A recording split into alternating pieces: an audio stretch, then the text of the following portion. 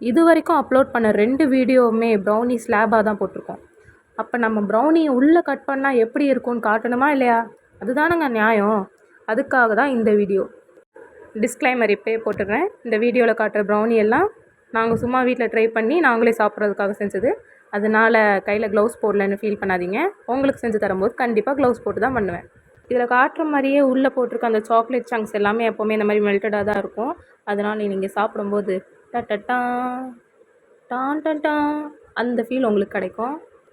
ப்ரௌனியில் உங்களுக்கு triple chocolate, double chocolate, classic, lava brownie, நல்லா ஃபஜ்ஜி brownie, இல்லைனா கேக்கியாக இருக்க ப்ரௌனி, என்ன மாதிரி ப்ரௌனி வேணாலும் நீங்கள் கேட்கலாம்.